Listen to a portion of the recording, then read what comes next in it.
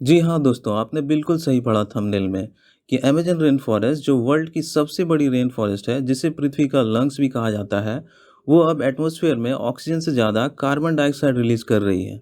Scientific journal nature में प्रकाशित एक रिसर्च में यह पाया गया है कि अमेज़न रेन फॉरेस्ट के कुछ एरियाज़ ऐसे हैं, जहाँ से सालाना निकलने वाली कार्बन डाइऑक्साइड की मात्रा वहाँ से निकलने वाली ऑक्सीजन की मात्रा से कहीं ज़्यादा है।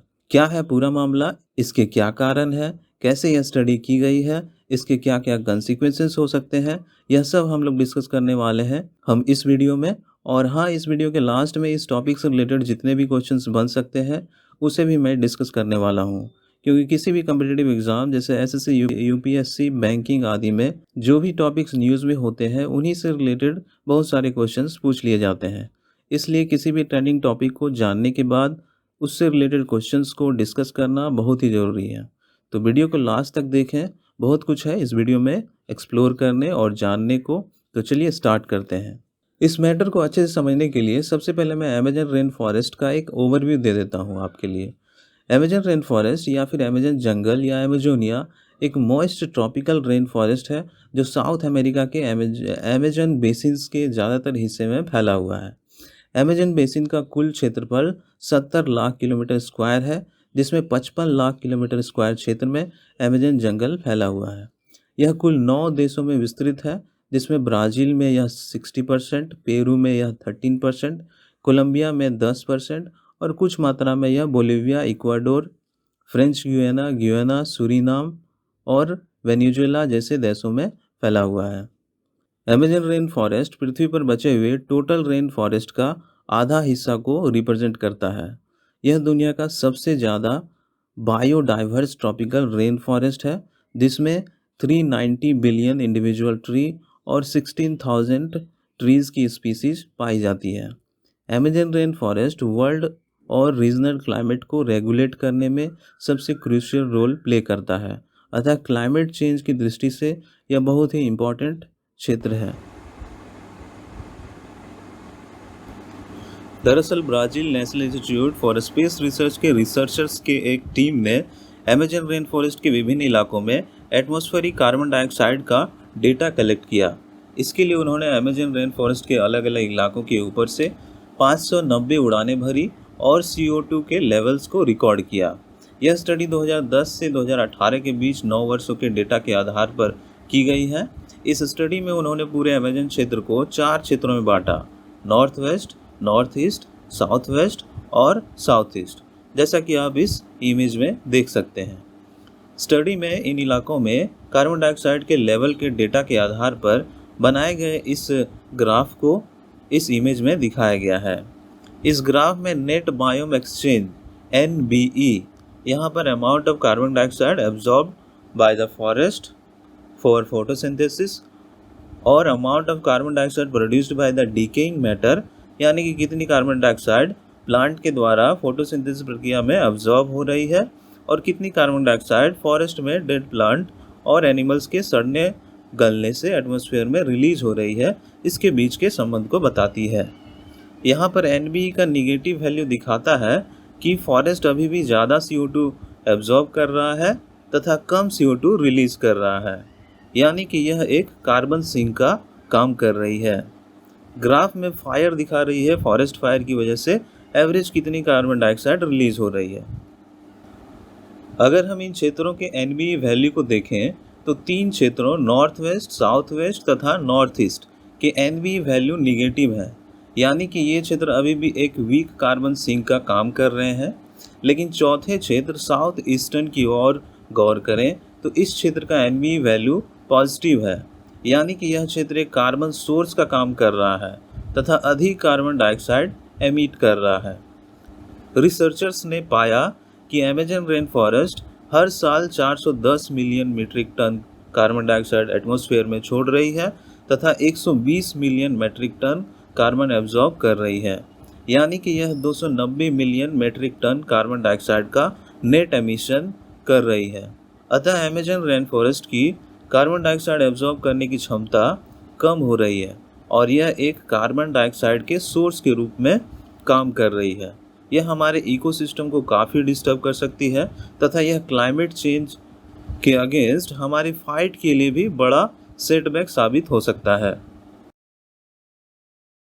अब हम लोग देखते हैं कि आखिर इन सब के पीछे क्या क्या कारण जिम्मेदार हैं। रिसर्चर्स ने इन सब के पीछे वाइल्ड लाइफ डिफॉरेस्टेशन तथा क्लाइमेट चेंज को मुख्य कारण पाया।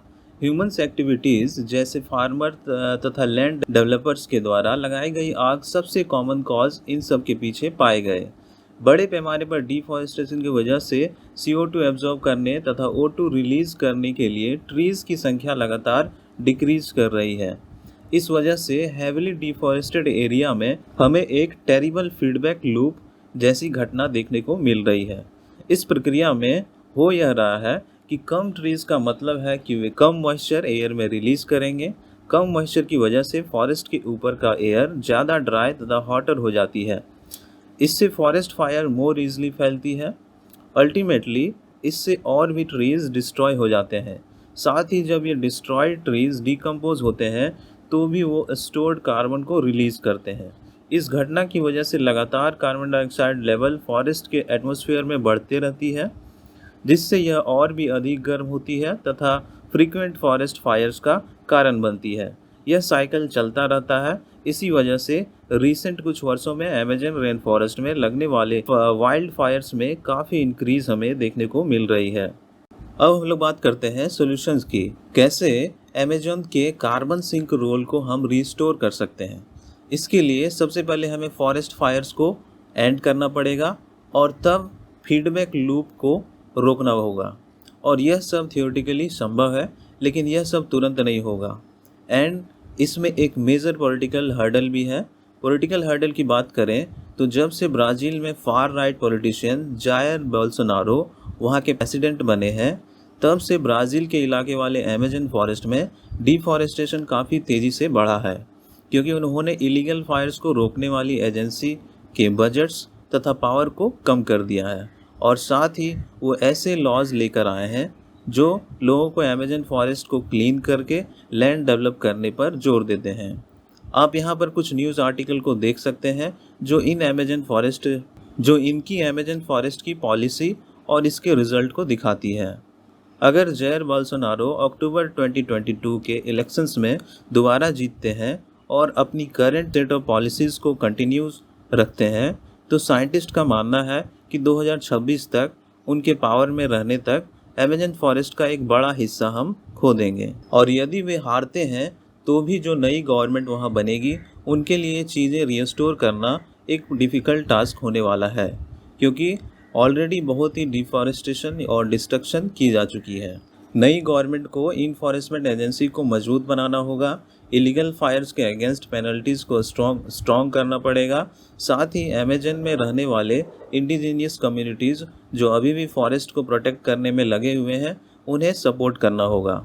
इन सब के बाद उन्हें मैसिव रिफॉरेस्टेशन एफर्ट लॉन्च करने होंगे और इन सब में ब्राज़ीलियन गवर्नमेंट तथा इंटरनेशनल ऑर्गेनाइजेशंस को मिलियंस ऑफ डॉलर का इन्वेस्टमेंट करनी होगी। और अगर यह सब होता है तब जाकर हम इस पॉजिटिव फीडबैक लूप को स्लो कर पाएंगे और सिचुएशंस को फिर से रीस्टोर कर पाएँ। तो यह था हमारा आज के इस टॉपिक का फुल एनालिसिस। मुझे उम्मीद है आपको बहुत कुछ समझने को मिला होगा। इस पर आपकी क्या राय है आप हमें कमेंट सेक्शन में बता सकते हैं। अब चलते हैं हम वीडियो के अगले सेक्शन में, यानी question related to the topic पर। इसमें अगर क्वेश्चंस की बात करें तो पहला क्वेश्चन बनता है यहाँ पर, अमेजन जो है दुनिया की सबसे बड़ी ट्रॉपिकल रेन फॉरेस्ट है। दूसरा क्वेश्चन है, करीब 60% से ज़्यादा हिस्सा इस रेन फॉरेस्ट का ब्राज़ील में लोकेटेड है। तीसरा क्वेश्चन यहाँ पे बनता है, अमेजन रिवर जो कि इस रेन फॉरेस्ट से होकर गुजरती है, उसे रिवर बेसिन के एरिया के आधार पर दुनिया का सबसे बड़ा रिवर माना जाता है। यानी कि अगर हम लोग उसकी एरिया ऑफ स्पैन को देखें तो उसके आधार पर यह सबसे बड़ी रिवर मानी जाती है। यहाँ पर आपको उसके लेंथ से कंफ्यूज नहीं होना है, यहाँ पर उसके विस्तार क्षेत्र का बात किया जा रहा है। चौथा क्वेश्चन यहाँ पे बनता है, अमेजन में करीब 400 से लेकर 500 इंडिजीनियस ट्राइब्स वहाँ पे रहते हैं। इनमें से 50 इंडिजीनियस ट्राइब्स का अपना लैंग्वेज और कल्चर है और वो आज तक कभी भी आउटर वर्ल्ड के कांटेक्ट में नहीं आए हैं। ये मुख्यतः नोमैडिक हंटर्स हैं जो जंगल में ही रहते हैं और अपना जीवन यापन करते हैं। 5वां क्वेश्चन यहाँ पे बनता है, आपको ब्राज़ील से रिलेटेड भी कुछ फैक्ट यहाँ पे याद रखने हैं।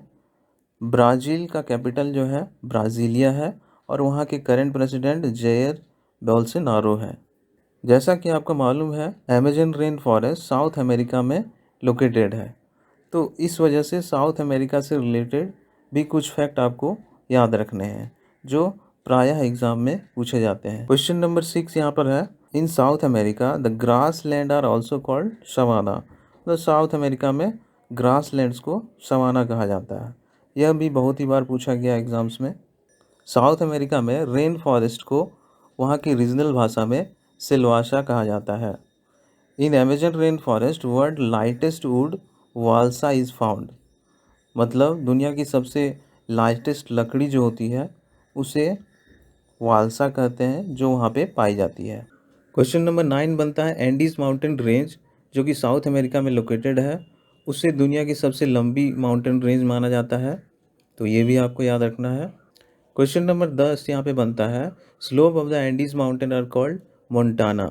एंडीज माउंटेन के जो स्लोप्स होते हैं उन्हें मोन्टाना के नाम से जाना जाता है। 11वां क्वेश्चन यहाँ पे बनता है, टोटल लेंथ जो है अमेजन रिवर का वो 6280 किलोमीटर है। 12 नंबर क्वेश्चन यहाँ पे बनता है, वर्ल्ड हाईएस्ट वाटरफॉल जो कि एंजल वाटरफॉल है वो भी साउथ अमेरिका में ही लोकेटेड है, तो इसे भी आपको याद रखना है। क्वेश्चन नंबर 13 यहाँ पे बनता है, ब्राज़ील दुनिया की सबसे ज़्यादा कॉफ़ी प्रोड्यूस करने वाली कंट्री है। तो यह था हमारा इस टॉपिक से रिलेटेड सारे क्वेश्चंस जो बन सकते थे। आज का वीडियो हमारा यहीं पर समाप्त होता है दोस्तों। अगर वीडियो अच्छा लगा तो इसे लाइक करें, अपने दोस्तों के साथ शेयर करें और अगर चैनल पर नए हैं तो इसे सब्सक्राइब करें। वीडियो देखने के लिए आपका बहुत बहुत धन्यवाद। मिलते हैं एक नए टॉपिक के साथ एक नई वीडियो में। तब तक के लिए stay safe and keep learning, keep growing.